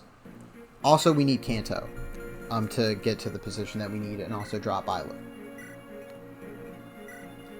Now we're on Chapter 15. This is the Valley of Torment, and there's not really a whole lot here to talk about, other than the fact that we just gave Dimitri both the boots and the energy ring. So that's our last energy ring, and the last stat booster we used in the entire run. We gave him the boots. Why did we give him the boots? Well, that's because he needs the boots for 2 things in this entire game. I had a really hard time finding any time saves with the boots at all, which I know sounds really weird, but there just wasn't a whole lot of stuff that you had to do, and because we do so much with so many different characters, it's a little difficult to do that. If we did a little bit more with Byleth, and maybe there's a world where we do some rearranging, and we do this map with Byleth, and we use the warp here instead of the warp in next chapter, and then we give Byleth the boots. There's like definitely like some stuff that we could theoretically do. It just didn't really, I just didn't find it, but I think it exists. I just don't know where. But we give Dimitri the boots so he can clear this map one turn faster, and so we can clear the final 2 boss on turn 1. That's really the only things I found that the boots were like functional to do, but it was definitely better than nothing, which is what I had previously.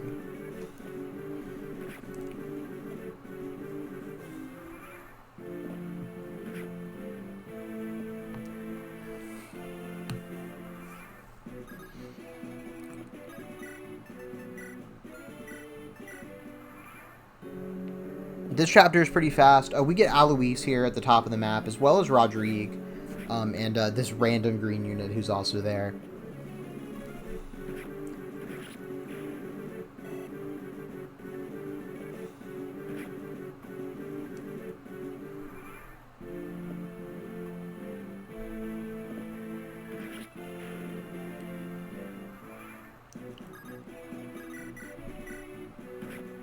So we got to burn 10 RNs in order to rig a Javelin crit onto the boss of this map.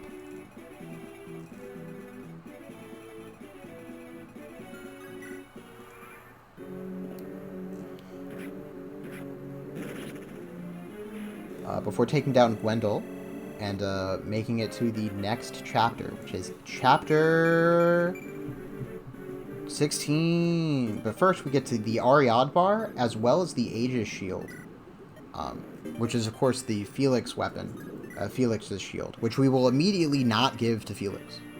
So because it's a shield and not a weapon, it doesn't have the devil effect, so you can actually give it to anyone you want. In addition, it gives you a percent chance to, or enemy level percent chance to block or to activate a Great Shield. It has Great Shield inherent within the shield, which is really funny. We're promoting Lysithea now. Why? Because we need 21 magic for this.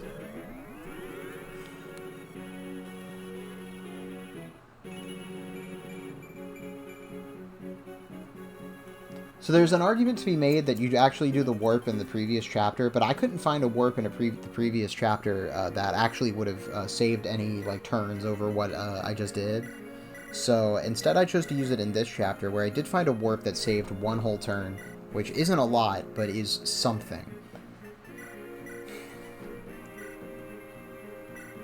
Oh, don't forget the elixir, or the Volney.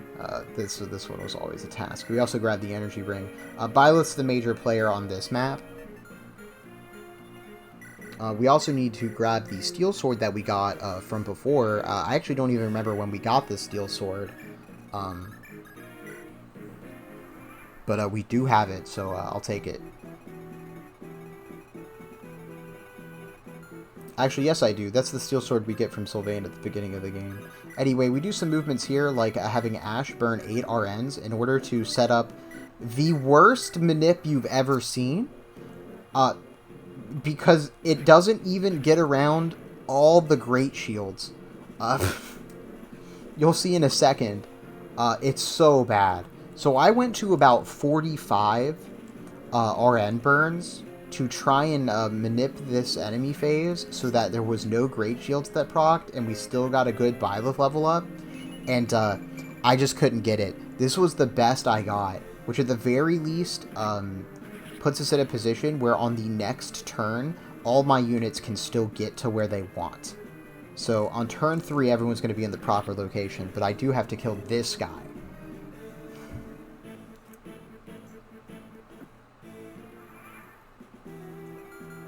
Which we will do with Dimitri with the Horse Slayer, everyone's favorite item. Dimitri, as you can see, has reached his benchmarks, so that's pretty cool. Now we're just looking for skill. Anything to like increase his like crit rates and hit rates and stuff is appreciated. Anything that's going to allow me to do less manips, basically.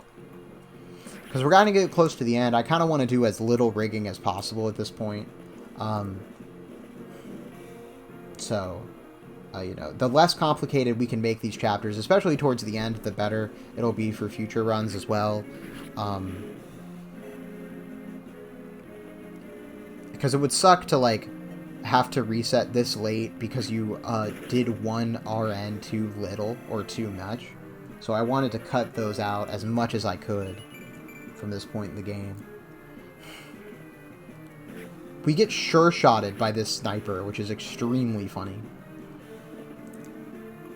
Before closing out these guys with Felix's bow, he just killed Acheron. We have to kill all 3 bosses here. Acheron, Ferdinand, and Ladislava. Felix just took out Acheron. Of course, we're still on our way over to get to Ladislava. And once we step on the bridge that's 2 left of where Dimitri is currently standing, we can trigger both Laurens to spawn and also Ferdinand to move.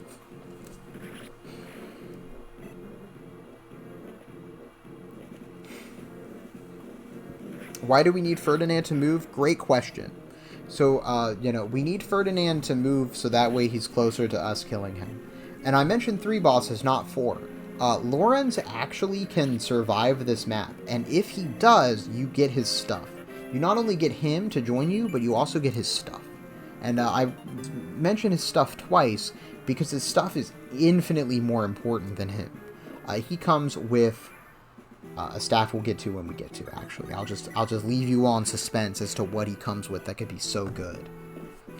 Anyway, there's Laurens spawning. Here's the warp, and we'd have to spend a whole turn like chewing through some additional enemies and walking over here as opposed to just using a warp and then rescuing, which I believe was more convenient.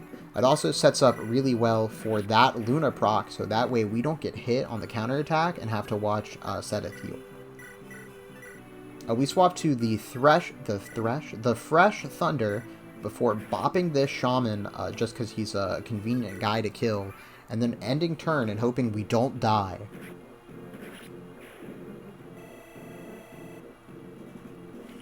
Fortunately, Byleth is completely fine through this enemy phase. Anyway, story bomb time. So, anyway, Edelgard turned out to be evil. She was the Flame Emperor the whole time, which no one would have figured out, especially not from her portrait being just Edelgard in the worst mask you've ever seen. But anyway, the Flame Emperor's Edelgard. Dimitri goes insane because of betrayal, except not really betrayal, but, you know, don't worry about it. He goes completely insane, kills a bunch of people, loses his eye, and now we are on the warpath for revenge, where we now have to kill Edelgard for destroying 80% of our country. And our good friend Rodrigue from House Frodarius, which is the same place Felix is from, is now here to offer his support, and surely he won't die. Anyway, in the meantime, we have to steal this bridge, because this bridge occupies the main way to and from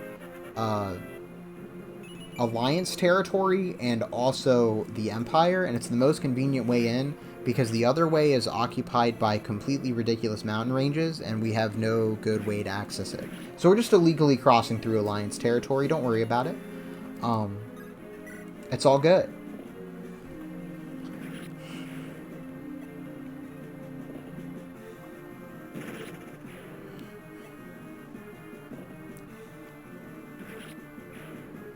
Anyway, we're just kind of chilling here as we watch Byleth murder half of the enemies that are stationed here.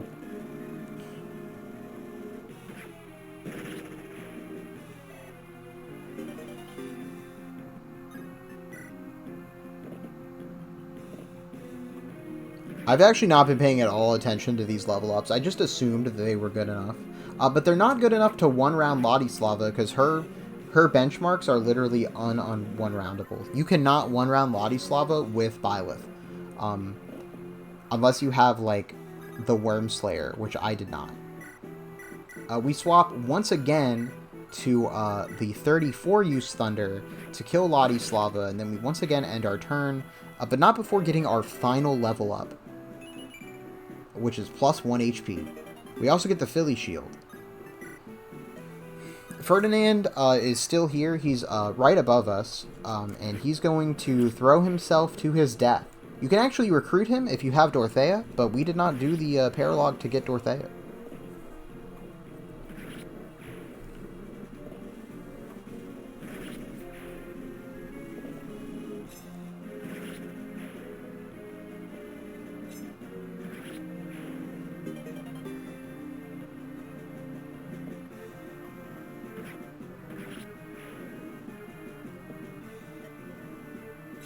There's the Aegis Shield Great Shield proc. Really funny. Not that that like mattered at all. So anyway, now Ferdinand's dead, but the chapter isn't over yet. Don't worry, it's just a glitch in the game. We just have to kill the secret boss. Anyway, there you go. Welcome to Chapter 17, the most disappointing chapter in the entire run. So Chapter 17 has fog on it. And so in theory, if we have a unit that could use the Torch Staff, which we do in Marianne, we could use the Torch Staff to create an actor tile, and then use the enemy control glitch to ferry Edelgard, who's the boss of this map, to the top of the map using a bunch of the mounted units that are on this level. And we can't do it because they patched out the enemy control glitch, which, don't get me wrong, is functionally speaking the absolute correct choice. I mean, like, come on, that is a literal game-breaking glitch. It really should not be in these games. I understand why you'd remove it. But man, dude, it would have been so cool. This would have been a super sick 2-turn, where like on turn 1 you do like the setup, and then like on turn 2 you just like crit Edelgard twice with Felix, and then it's over, and it would have been awesome. And instead we have to like play the chapter, like, ugh. We have to play Fire Emblem in the Fire Emblem game, you know. Anyway, it sucks. Anyway, we disable this trap. What's the trap? Who knows? But it sure is disabled now. Anyway, we gave Felix the EXP gem and the elixir because we need him to gain 2 points of speed, like, soon. Because we're kind of getting close to the end of the game, and he has not met his benchmarks yet. Dimitri, using the magical powers of the Horse Slayer, is, still doing that. We also have a bunch of green units. That's Claude and company. They are not moving. Anyway, we gotta fire the elixir here to make sure that Felix doesn't die. We picked up an Elfire from the shop, and we're gonna pick up 2 killing edges from here. We actually, I don't believe, needed the second one, so that's another thing you could save time by cutting out. But I had already cut off so much of that shop that I like just kind of assumed that I would need the other one. But as it turns out, we didn't. We were originally getting a killer bow there, because we needed Shamir, actually, to kill an enemy, who has joined us, by the way. Shamir, Lorenz, and Catherine have all joined us now. Lorenz, right, I was going to talk about his item. That's the Thriceus, or the Thrisus. The Thrisus? Anyway.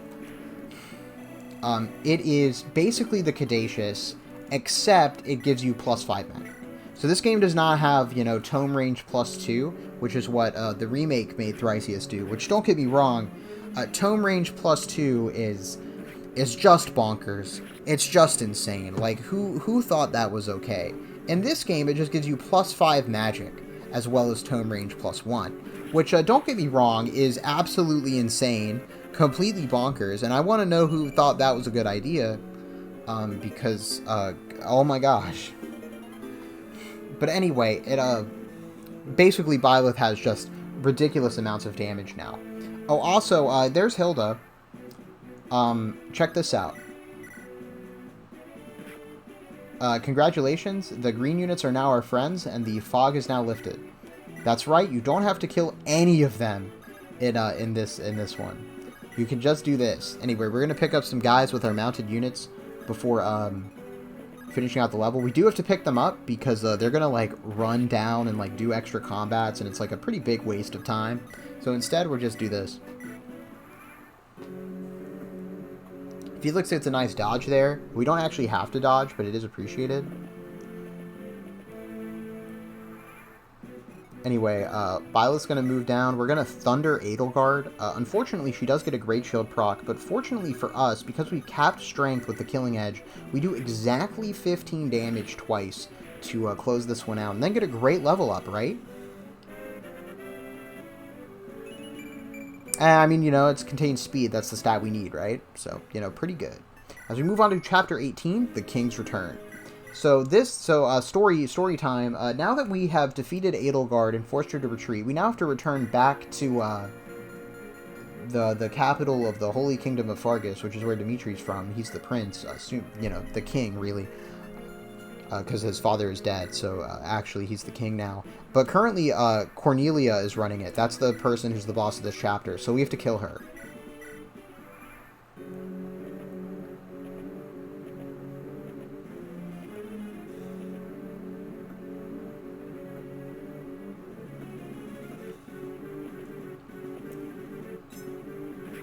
This chapter, there's not really a lot going on in this chapter. We use Thunder to kill these opening wave of enemies, then switch to the Killing Edge because these Titanus beasts, just like we can't take out. The Titanus are these Zephiel looking guys. So if you've played FE6, you know that like Zephiel kind of looks like the sprites that are above Byleth right now. And they're actually Titanus in this game, which if you've played the remake, you know that what those things are. They're the big robot guys.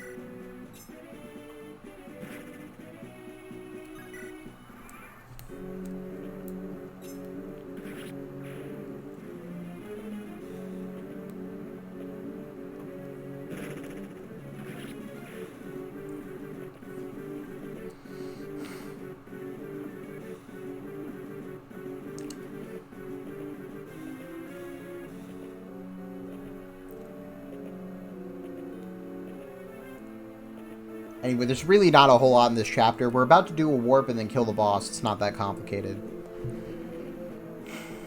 We just have to watch all these guys move first. Well, the reason we undeployed a bunch of guys is because we didn't want anyone drawing aggro and doing extra combats and potentially dying, because that's slow.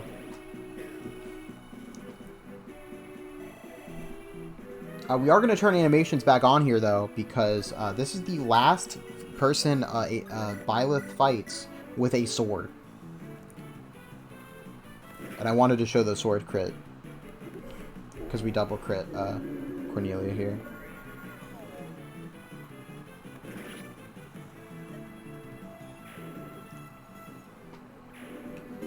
We obtain death, which is pretty cool.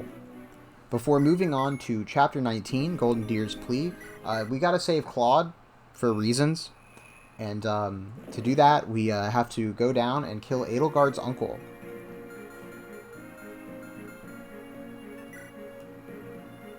I spend some time here thinking about what I need to do before remembering that I need the Elfire, and then us, you know, putting ourselves back on not animations before starting the map. This map is pretty much what you would expect. We're just kind of going down and heading towards the boss, who's on the bottom right of the map. It says survive, but we can end the map earlier by defeating the boss. This is also the reason we bought the Elfires, because we need it to one-round enemies on this map, because they actually have too much bulk. Even with the Thrysus, we can't quite get it done against these generals.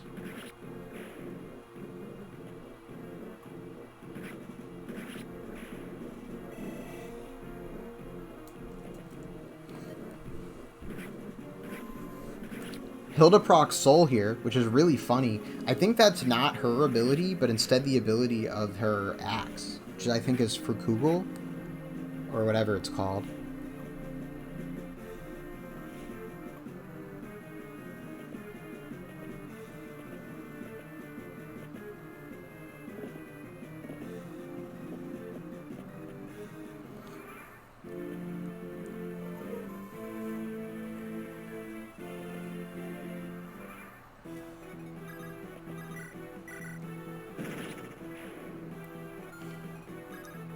We use our bow range +1 that we picked up in Chapter 17 for the first time in order to kill this sage.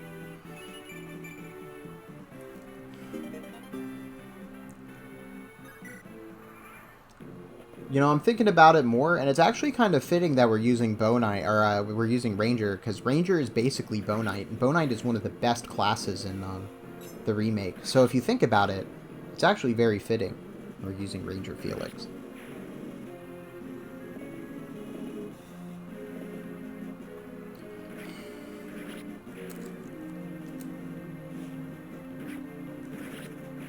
This boat crits this generic green unit, which is very cool. There's Judith, by the way. Who's Judith? Don't worry about it.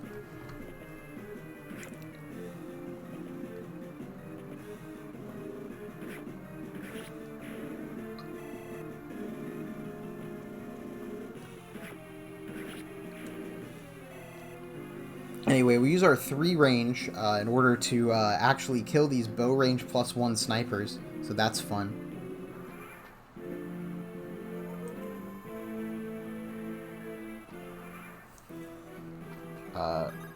We move forward with only Byleth from this position and kill this guy, which is pretty sick.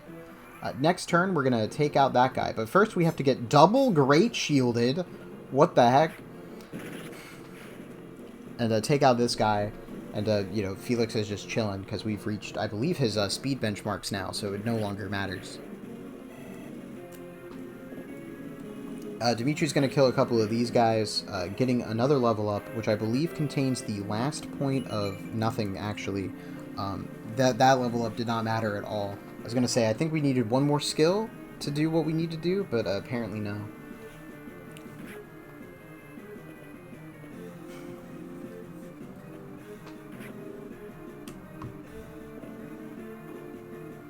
Anyway, just watching these enemies move and attack people, it sucks, but we gotta do what we gotta do.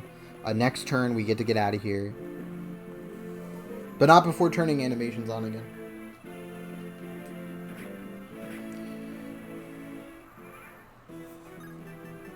Turn animations on. Why are we turning animations on this time? This is because this is the last fight Byleth is in. That's right, Byleth sees no more combat for the rest of the game.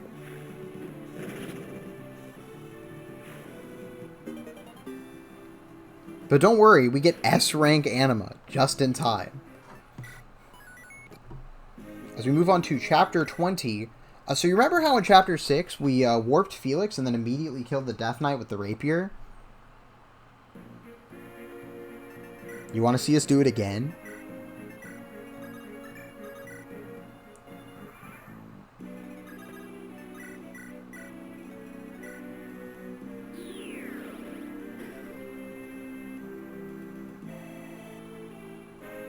We get the last point of magic that we need for the last chapter in the game before closing out this one with a rapier crit.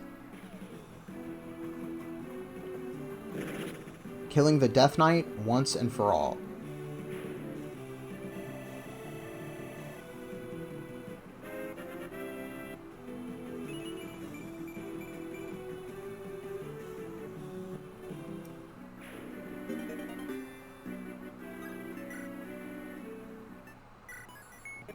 Next, we move on to Chapter 21, who has one of the more complicated prep screens that we've seen yet. There's a lot going on in this chapter, including 3 spawn points for our units, and we can deploy a whopping 17 for this giant battle. And instead, we are deploying 6. But we gotta pick up the Thunderbrand, as well as the Speed Ring for the rest of the game here. That's Felix's final inventory. We dump everything off of Dimitri before grabbing the Thrysis for the extra magic. We actually need it. It's huge. We need it for the warp range. And then I have a somewhat difficult time getting my units down here to the bottom right. This is the closest to the boss of this map, Hubert, and this is a defeat boss map. So we have to kill Hubert.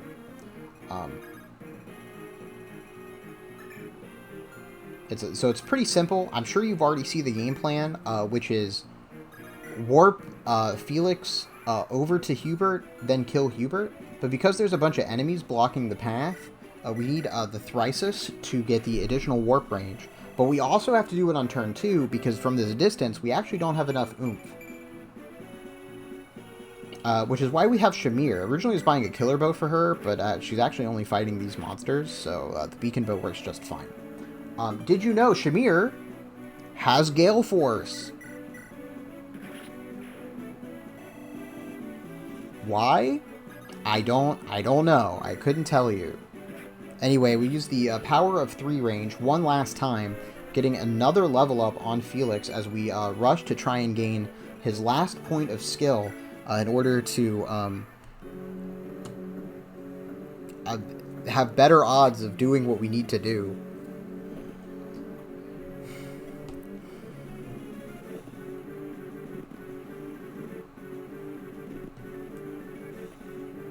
Dimitri gets hit by Sure Shot from the sniper, but it's okay because he's not dead. Lysithea actually faces death from the ranger who's about to move and attack. But Seteth is so bad that he actually also dies.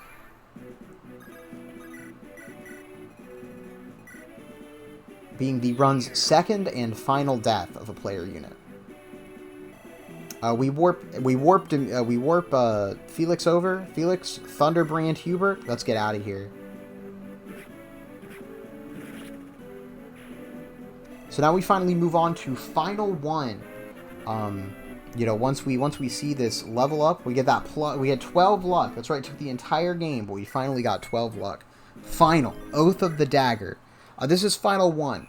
So, you know, definitely does not look similar to any other maps you've ever seen. It's completely original, which is great. Also, completely cheesable by warp, which is also great. With 22 magic plus Thriceus to put us to 27, we have just enough warp range to warp from the top of this square that she's currently on to all the way to one below Edelgard, who's up there at the top.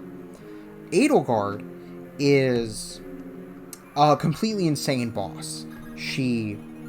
there's the support we were talking about that I needed to get. Edelgard's a completely insane boss. She's immune to crits, she's immune to effective damage, and has resolve.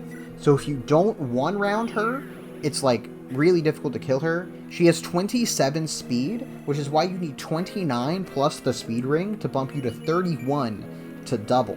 And even then, Felix does not have the strength, even after rally strength, to one-round Raw. So instead, we just kind of have to hope for Adept, and we sure do get it.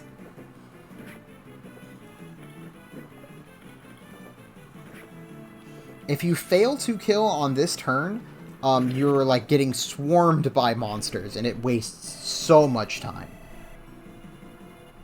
And trying to go around, forget about it.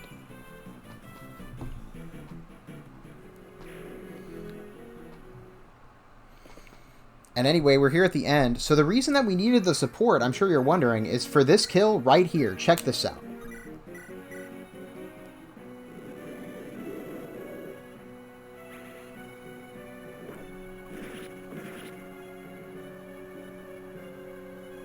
Yeah, we one-shot him raw. With the B support, you get just enough strength, and of course 36 crit gives you pretty solid odds. And of course, thanks to the boots, we can reach here on turn 1 to take down Hegemon Edelgard and to smoke him. And that is, of course, time. So that's the run, that's the whole run in about a minute. What's that, a minute 46? Yeah, I mean an hour 46. Yeah, dude, 1 minute 46, an hour 46 for the whole run. It's really cool. I had a lot of fun making this route and whatever. It appears that I closed the game, so we don't get to see all of the endings for all the characters, but that's okay too.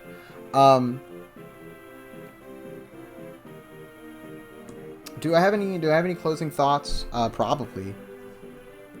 But I think I'll do that in post. Well, I'll do it in post, baby. All right. I'll see you. Hi.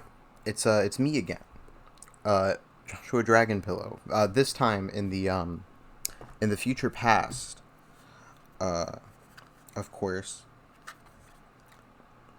So I just wanted to clarify a few things. Number one, this is a funny April Fool's bit. Obviously, this is not actually a real game that was released.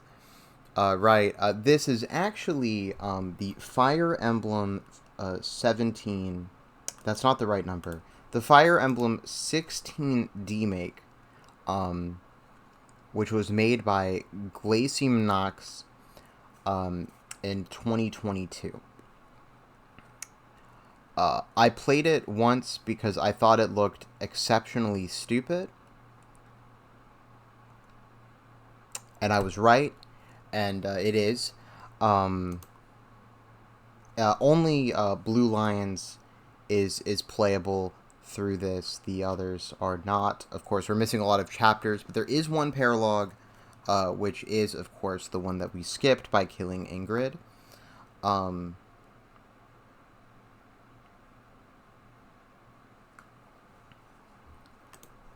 It is cool, though. It's very cool. I'm pretty happy with the run itself, and also the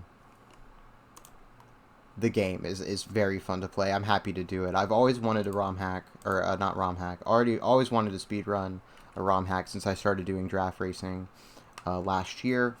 This is the first one I got around to doing. It didn't have to be good. It just kind of had to be done by April 1st for the April Fool's bit, which I'm glad I made it there.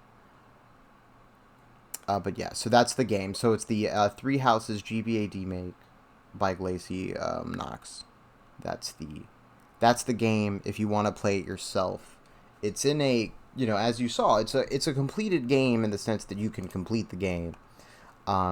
They say that they're still working on it, but I've not seen an update since 2022, so are they? Who knows? I will play it if they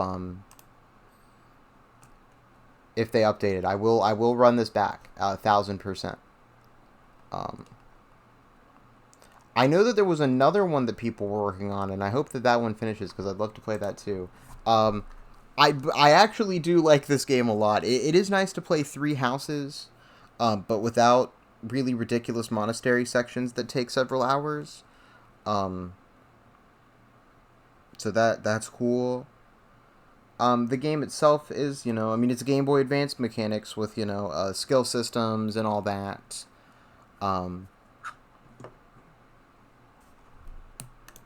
It was fun. It was fun to act like this was the original. That was fun.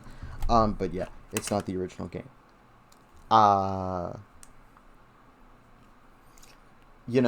This is the part where if you're still here, I don't know why you're still here. Congratulations for making it to the end of the video.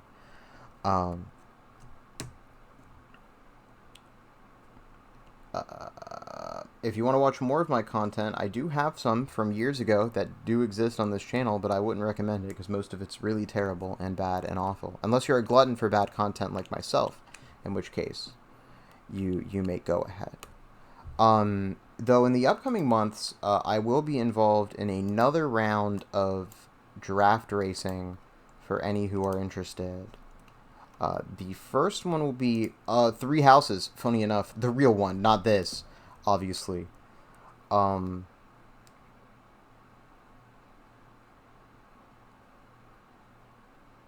So I will not be racing in that one because I don't have the Three Houses DLC, so I won't be having that one. But my team will be there, and I will be there. I just won't be playing.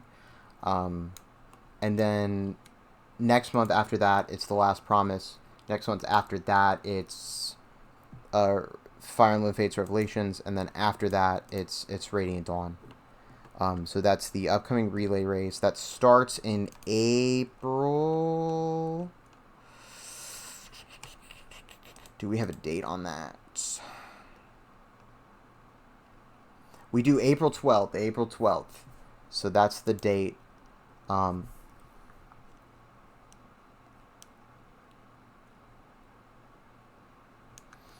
So that's the date, April 12th. That's kind of soon. Holy crap. I mean, that'll be 12 days from when you guys are seeing it. But yeah, I look forward to playing. It's gonna be fun. But anyway, that's it.